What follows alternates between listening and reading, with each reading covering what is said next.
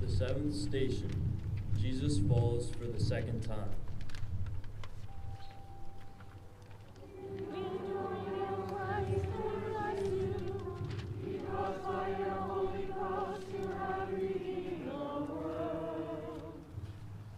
Another fall, another humiliation, not wanting to see this thing through, hoping against hope that there might be another way, an easier way, that God would not require such a difficult sacrifice, that this cup will pass me by. But no, I must suffer shame and embarrassment to become truly human, to share fully in the utter degradation endured by so many. This way, I can look them in the eye and say, I understand your pain. I am one with you. No one likes to look foolish or a failure in front of other people. Lord, inspire us to show true compassion to those who fall. Teach us not to be judgmental, but to welcome the opportunity to show your love to them.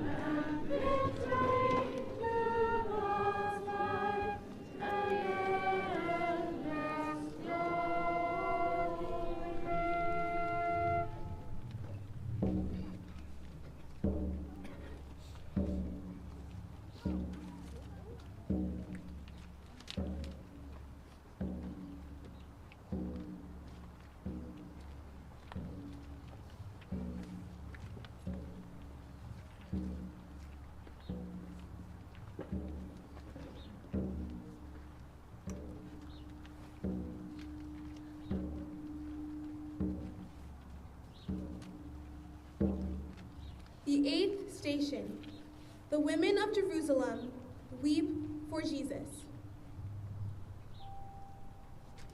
We adore you, O Christ, and we bless you, because by your holy cross you have redeemed the world. Unbearable suffering, hearts bursting with sorrow, desolation that knows no bounds, a river of tears, uncontrollable weeping and wailing. O women, weep not for me, weep rather for yourselves and your families. A suffering not understood in human terms, the ultimate sacrifice, the perfect act of love, to redeem a fallen world. In our broken humanity, we find it impossible to fully comprehend the depth of Jesus' love for us, a love so perfect that it knows no bounds. Lord, give us the grace to see through your eyes, so that we may respond to the cries of our brothers and sisters with generosity and compassion, in love as you love.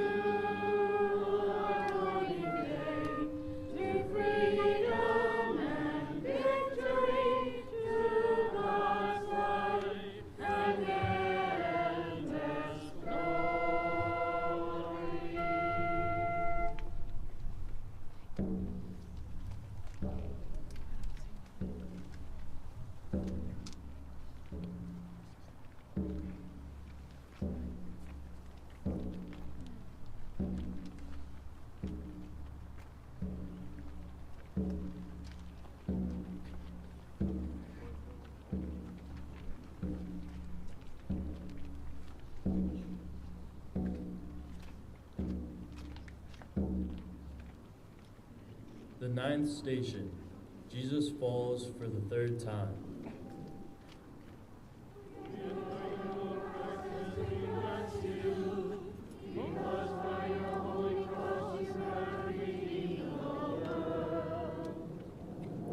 Yet another fall, this time worse than the two before. Scarcely enough strength to get back up again. This agonizing pain is too much to bear. Truly, a man of sorrows, acquainted with grief, bruised and broken, despised, demoralized, crushed and pitiful, a lamb led to the slaughter, never even opening his mouth. Lord, we know that you have promised to always be there for us, no matter what we do. But it's hard to believe that promise when we feel utterly abandoned and alone. Encourage us to put our trust in you and turn to you in good and bad. We carry the saving cross through the roads of the world, through the alleys of poverty and misery, marching to a dawning day, to freedom and victory, to God's life and endless glory.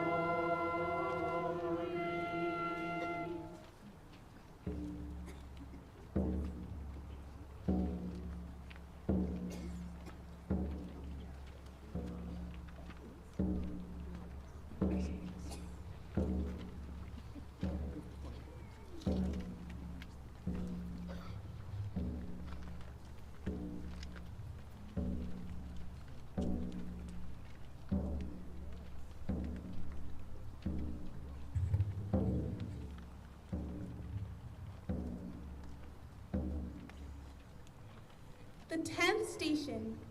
Jesus is stripped of his clothes. We adore you, O Christ, and we bless you, because by your holy cross you have redeemed the world. Naked and exposed, nowhere to hide, no way to retain even the smallest scrap of respect. Teased and taunted, jeered and mocked as a king. Now worse than the poorest of beggars, stripped to nothing. All trappings of dignity roughly torn away, the very opposite of worldly power and majesty. Endured so patiently, no word of protest or reproach. Lord, give us the courage to peel away the layers that we have built around us for our own protection. Help us to embrace our vulnerability as a means of coming closer to our brothers and sisters and to you.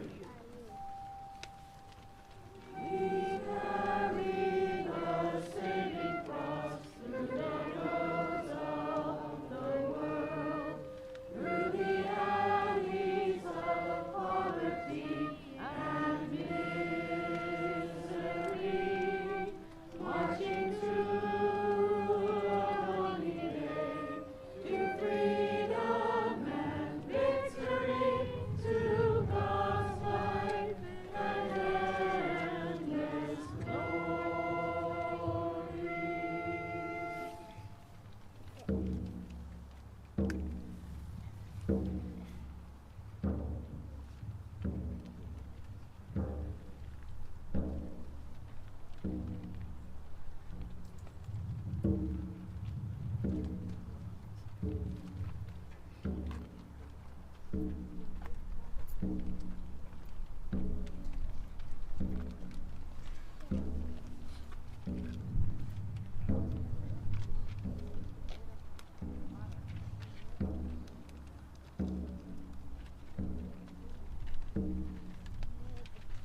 The 11th station. Jesus is nailed to the cross. We adore you, O Christ, and we bless you, because by your holy cross you have redeemed the world. Does man's inhumanity to man know no bounds? Concentration camps, ethnic cleansing, torture, mindless violence, murder, rape, gun crimes on the streets, lack of care for God's wonderful creation. A man, nailed to a cross, left to die a slow, agonizing death in the heat of the midday sun. What superhuman reserves of love are required to truly forgive the tormentors? A heart full to overflowing with love and compassion. How often do we nail Jesus? Our words, our lack of consideration for others, our self-centeredness. Lord, help us to overcome the dark side of our natures and to focus on the light so we may reflect your love on the world around us. We carry the saving cross through the roads of the world, through the alleys of poverty and misery, marching through the dawning day to freedom and victory, to God's light and endless glory.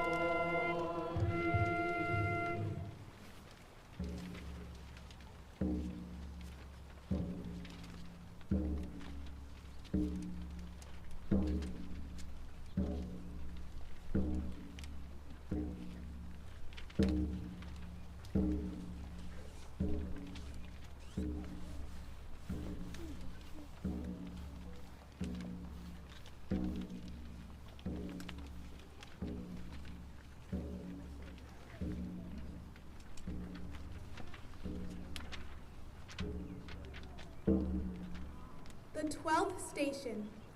Jesus dies.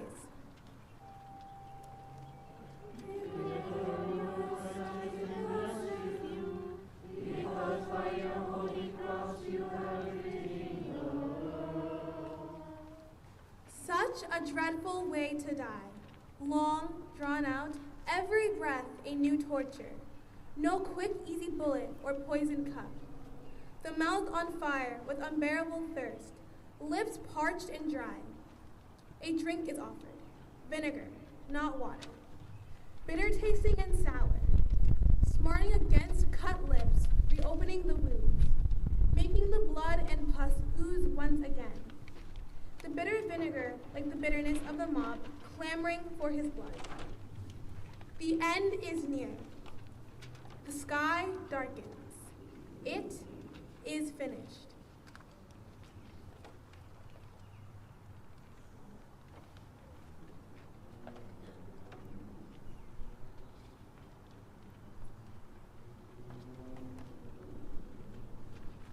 For a moment, it seemed as though God had deserted. But we know that without Jesus' death, there could be no resurrection and no promise of eternal life. Lord, when the problems of life seem to overwhelm us, remind us that tomorrow will bring a new day full of new possibilities. Victory.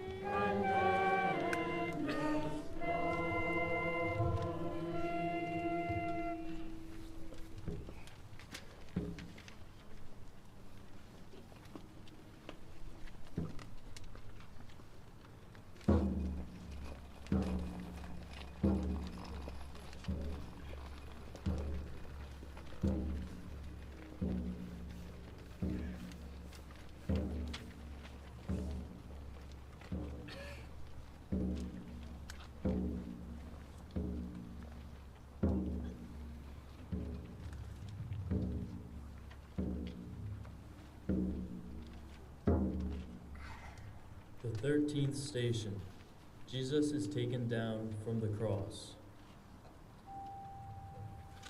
We adore you, O Christ, and we bless you, because by your holy cross you have redeemed the world. My name's Joseph.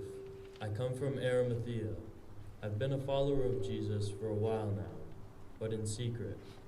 Okay, I didn't join it in with the other members of the council when they turned against Jesus, but I didn't exactly do much to stop them. I was too afraid for my own safety. Well, maybe I didn't stand up for Jesus while he was still alive, but I can do something for him now. I plucked up my courage and asked Pilate for the body. Pilate seemed surprised at the request, but he said yes. I think he was starting to feel guilty. He knew he should never have allowed Jesus to be executed. Lord, forgive us for the times when we lack boldness. Give us the courage to act without worrying about how it may impact us. Take away our hearts of stone and give us hearts of fire that burn with love for you.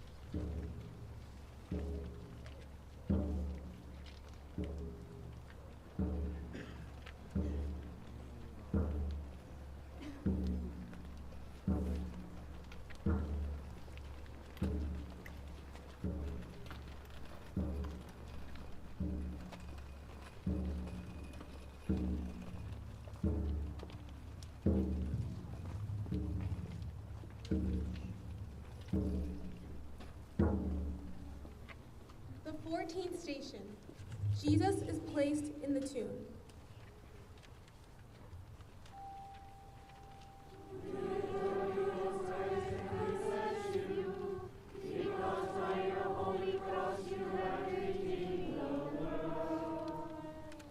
A hurried burial, a race against time to finish the preparations before the Sabbath begins. Joseph and Nicodemus, both secret disciples, fearful of the Jews, go together to prepare an empty tomb for Jesus' body. Wrap it in a clean burial garment, place it in the tomb, and roll a large stone over the entrance to prevent anyone from getting in and disturbing it. The faithful group of followers trudge home, their hearts heavy and sad, unsure of what tomorrow may bring. Joseph and Nicodemus kept the lowest profile of all the disciples, and yet they were the ones who took center stage in the final scene of Jesus' death. Like them, we may be slow to make a commitment, but God's patience is boundless. He never gives up on us. Lord, be our inspiration on our journey, that we may work faithfully to bring about your kingdom of love and justice and peace.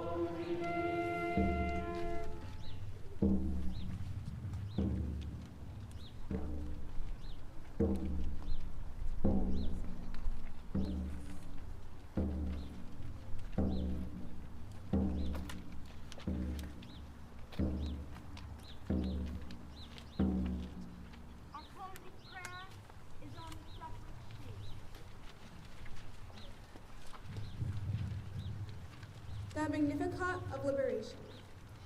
My life testifies to your goodness, O Lord. and my spirit is lifted when I recount your saving deeds. For you have looked on your servants and their suffering, and have transformed their affliction in a blessing that endures. Faithful to the covenant, you raise us, true to your being, and your renown, you say. As we near the end of this observance of the Stations of the Cross at St. Matthias Church, please remember the significance of this day, the most sacred holiday in the Christian calendar. We will be back in a few minutes to speak with Father Abraham, and he will further elaborate on what this day does mean to his congregation. We'll be back. The reality of their needs is no longer obscure. The self-sufficient